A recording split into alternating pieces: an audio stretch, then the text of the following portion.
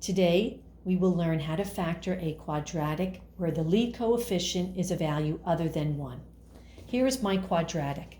First thing I want to do is make sure that the quadratic is written in the proper order, where my exponents are in descending order.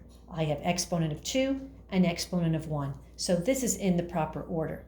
The next thing we want to do is determine if we can factor a GCF out of the 3 terms.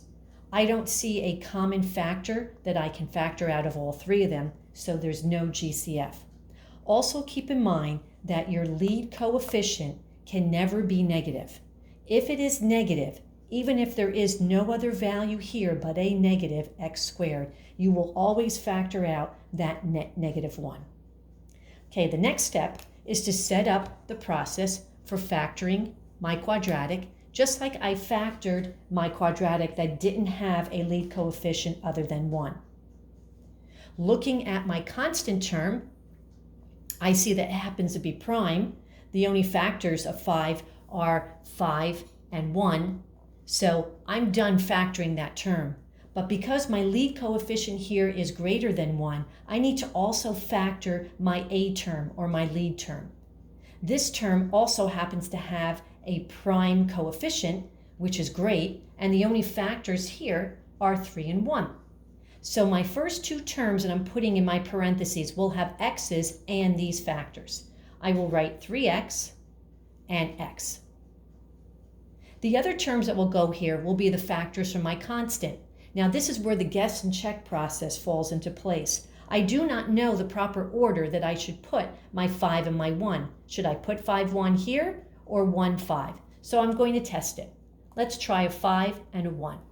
I'm going to use a shortcut method very similar to the FOIL method to determine if these values give me 16x. So 5 times x gives me 5x, and 3x times 1 gives me 3x, which totals 8x. It does not give me the 16x. So I know my 5 and my 1 are not in the proper order. I'm just going to switch them around. And I'm going to put my 1 here and my 5 here. Let me do my quick FOIL check. 1 times x is 1x. 3x times 5 is 15x. When I add those together, I get 16x. So now I know the proper order of my C term, and I will be putting pluses in both of them.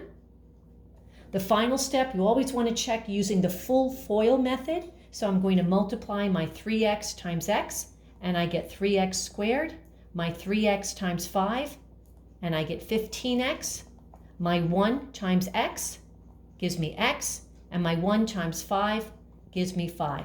Simplifying my terms, I get 3x squared plus 16x plus 5, which is my original quadratic, and my final answer in factored form is 3x plus 1 times x plus 5.